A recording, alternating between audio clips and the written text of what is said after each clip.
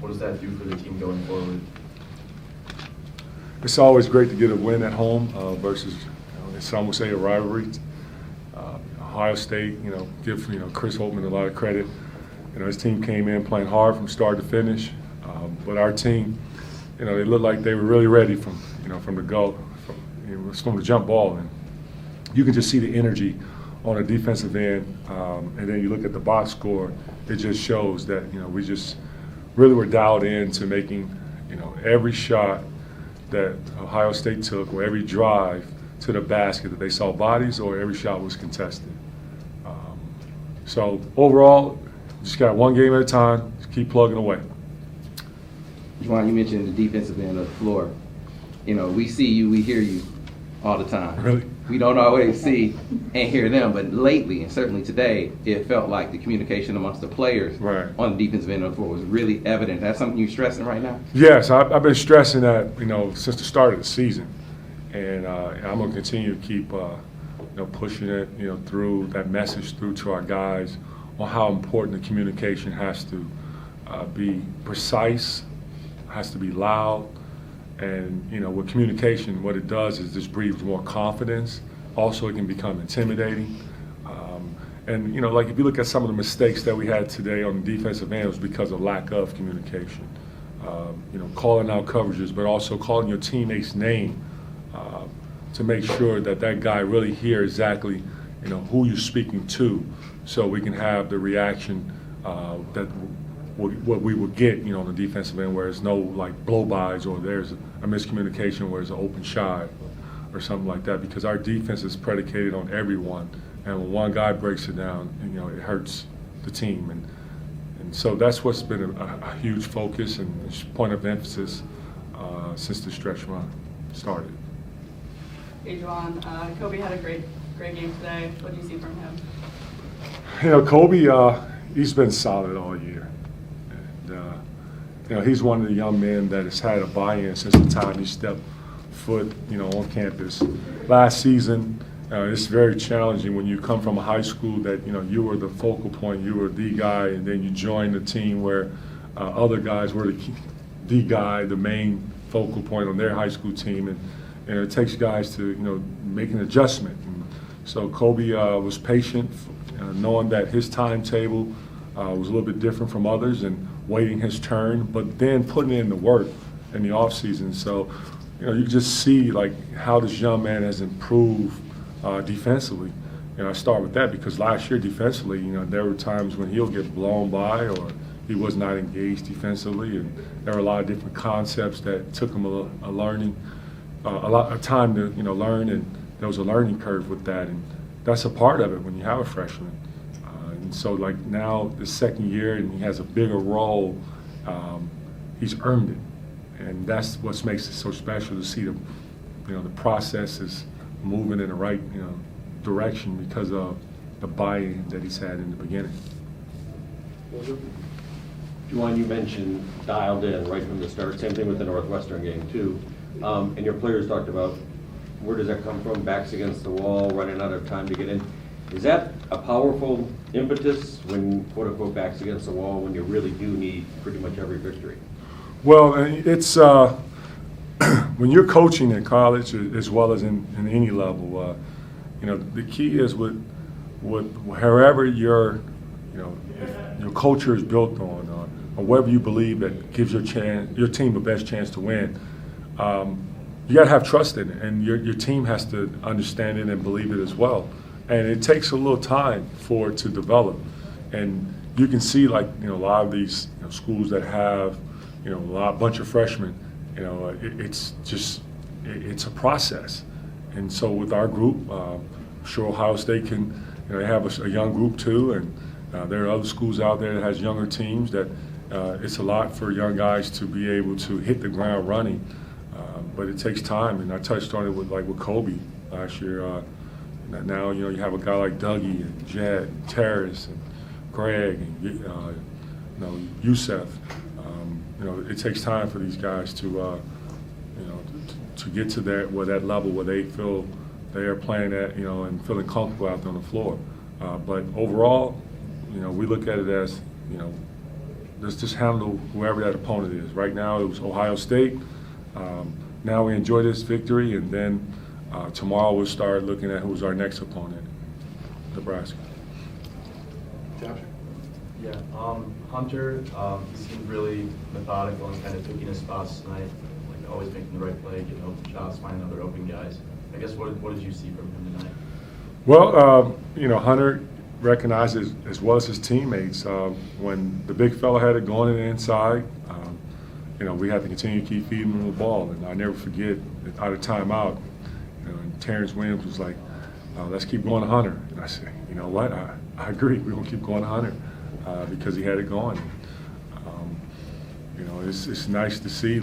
He's not selfish. He reads the defense. When he's not double, he's going to, make his move one-on-one. If he gets double, he's going to throw the ball out.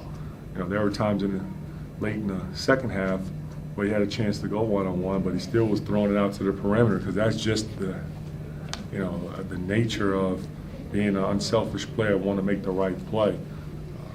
And that just gives a lot of credit to the kind of competitor that Hunter is. But he's also dialed into team. Juwan, did you address the NCAA tournament and what this team would have to do to get there, or is that too far out? I'm guessing that's too far out. Good question, though. That's a good question. No, I have not. The Big Ten is tough. A very competitive conference, and every game you play in the Big Ten, it's going to be a battle, and we're just approaching it one game at a time. That's how we always approached it. Joey Baker in the last couple of games, he's been a really key piece off the bench. He's improved a lot, especially on the defensive end. What have you seen from him lately, and how important is his success to the team's success? Yeah, Joey's was great today. He was big for us in Northwestern. He's picking his spots on, fitting in with the group. And I love, his 1-3 where we had Ohio State was pressing with a 2-2-1.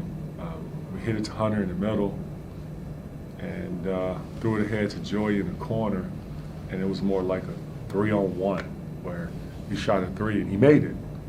And if he would have missed the 3, I would say that was a great shot because he can shoot and he's wide open, let it fly. And I've always told him that, and we kind of chuckled a little bit throughout the year, like, no, I don't want to go into further because I'll tell something. I'll just keep it to myself. But overall, I'm just happy he's a part of our team because we needed, that type of level of player that can not only just shoot the ball, but you can notice too that, when guys try to run him off the line, he's not afraid to put the ball down on the deck to finish. And by the way, I subbed him out. He had turned the ball over when he threw it behind his back. That wasn't the reason why I subbed him out. And I was actually had him coming out because he had spent 8 to 9 minutes straight on the floor.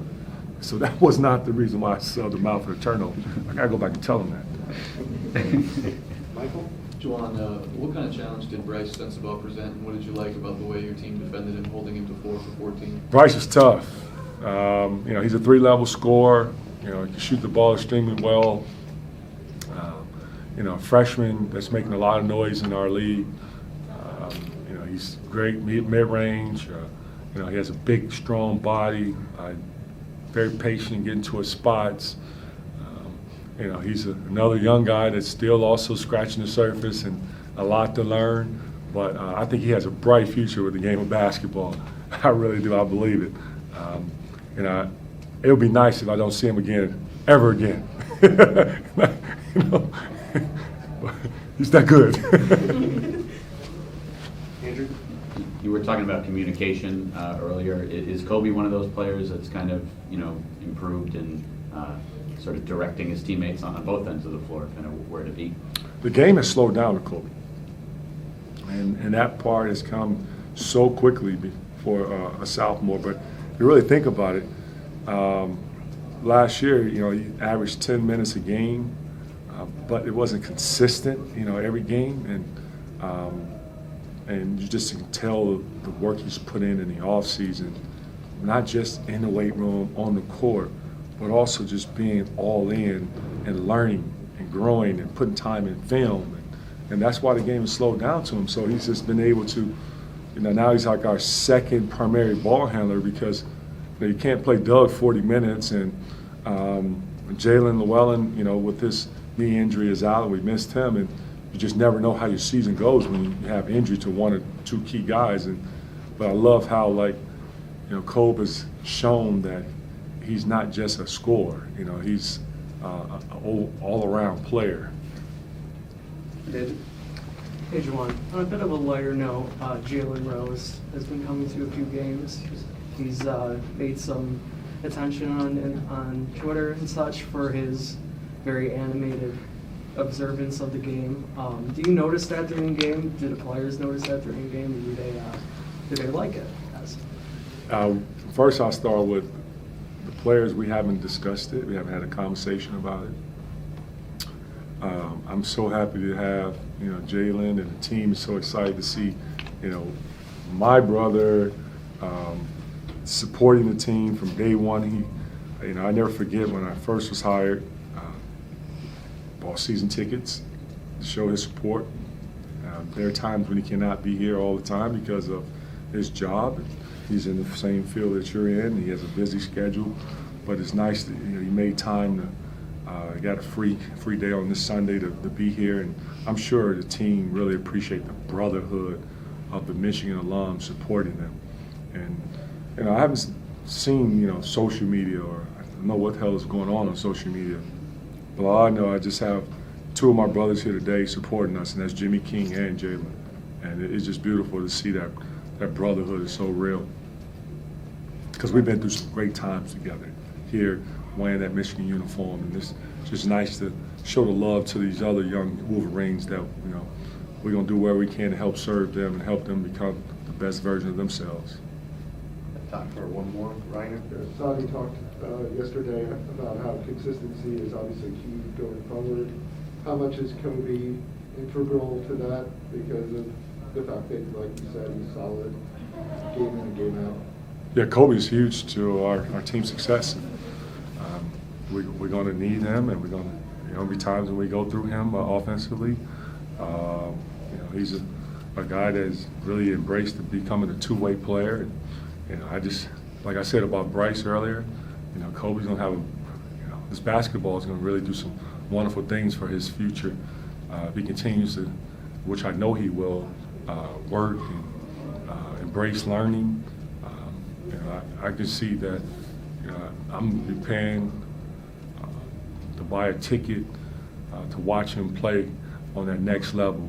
And I can't wait to sit on the sideline eating some popcorn, cheering him on. Coach, thank you for your time. Thank you.